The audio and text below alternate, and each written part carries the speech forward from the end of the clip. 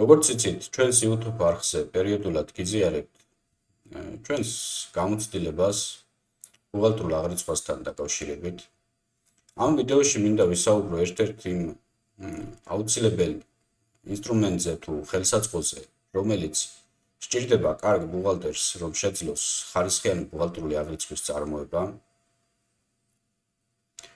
პირადად ჩემთვის ეს არის ერთ-ერთი ყველაზე მნიშვნელოვანი ხელსაწყო ხარისხის მისაღებად და ეს არის ინფორმაციის მიწოდების ჯაჭვის ეფექტურად მუშაობა, გამართულად მუშაობა კომპანიაში, როგორც ფინანსური განყოფილებიდან, სხვა განყოფილებებთან, ასევე პირიქით. მაგალითად, შესყიდვების განყოფილებამ შეიძინა ნაღდი ანგარიშწორებით პროდუქცია კომპანიისთვის. ნაღდი ანგარიშწორებისას გამყიდველი მიცემდა, ამოიღებდა ჩეკს სალარო აპარატიდან და გადასცემდა შესყიდვების განყოფილებას. შესყიდვების განყოფილებამ არ ჩათვალა საჭიროდ, რომ ეს ჩეკი მიეწოდებინა ფოტო ან რამე დოკუმენტის სახით, ინფორმაციის სახით ბუღალტერიისთვის.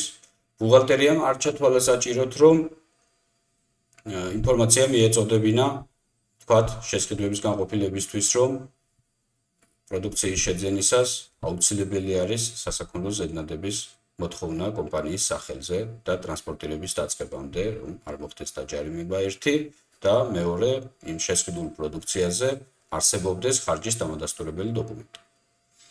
რა რისკები შეიძლება ახლა ამ პატარა უყურადღებობამ წარადგინოს?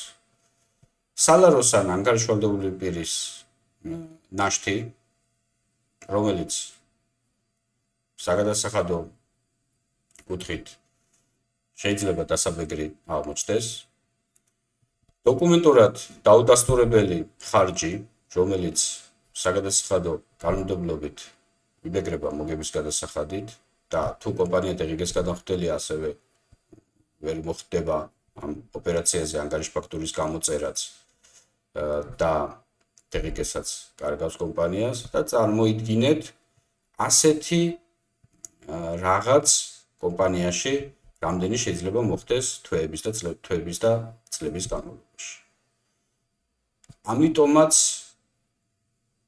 კარგ ბუღალტერთან, კარგ საბუღალტრო ფირმასთან ერთად, ასევე აუცილებელი არის მზაობა იმაზე, რომ შეიქმნას გარკვეული სისტემა კომპანიაში, რომელიც უზრუნველყოფს ამ ინფორმაციის, ამ შემთხვევაში ფინანსურ რაც ფულით გამოისახება სამეურნეო ოპერაციებთან დაკავშირებით ინფორმაციის გაცვლა ორმხრივი გაცვლის ეფექტურ სისტემას.